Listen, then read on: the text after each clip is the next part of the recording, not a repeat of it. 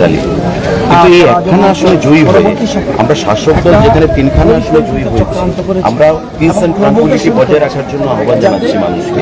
গতকাল সাংবাদিক সম্মেলনের মাধ্যমে আজকে তারা একখানা আসলে জয়ী হয়ে ভাবখানা এমন দেখাচ্ছে সন্ত্রাসের মাধ্যমে উচ্ছৃঙ্খল পরিবেশ করে যে তারা যেন রাজ্যটা জয়ী হয়ে গেছে।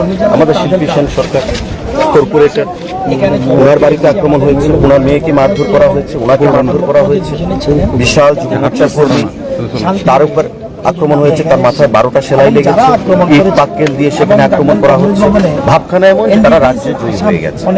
বাইরে থেকে দুষ্কৃতীদেরকে এনে, যারা এনডিপিএস এর আসামি তাদেরকে এনে এখানে নির্বাচনে সন্ত্রাস করা, নাটক মঞ্চস্থ করা এবং একখানা আসনে জয়ী হয়ে যেখানে বিজেপি তিনখানা আসনে জয়ী হয়েছে, আমরা শান্তি বজায় রাখতে চাইছি আর তারা সেখানে উচ্ছৃঙ্খল পরিবেশ। আপনাদের বিরুদ্ধে তো অভিযোগ করছে যে প্রদেশ কংগ্রেস কার্যালয়ে হামলা করেছে। পুলিশ জানে, পুলিশ ব্যবস্থা নেবে।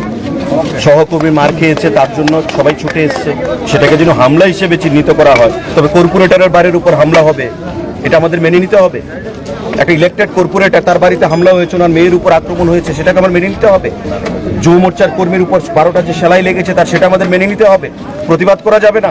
একখানা আসলে জয়ী হয়ে এত বড় তাদের রাজনীতিক তাদের কলাকৌশল, এগুলো ছাড়া হবে না।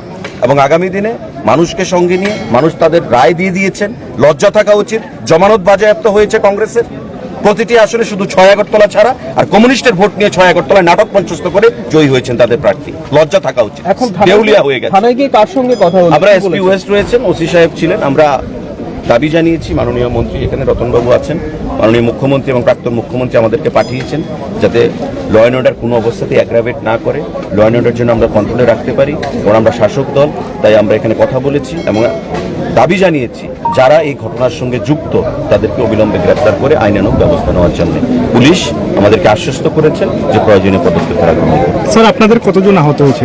আমাদের একজন তো সিরিয়াস, 12টা সেলাই লেগেছে মাথা।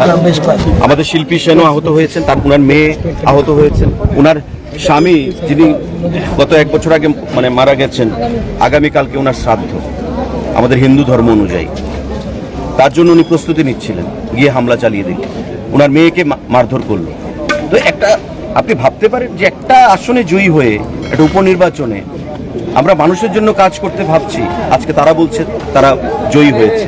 তো এই যে বিশৃঙ্খলতা পরিবেশ তারা কায়েম করতে চাইছে, সেগুলো আমরা বরদাস্ত করবো না আগামী দিনে।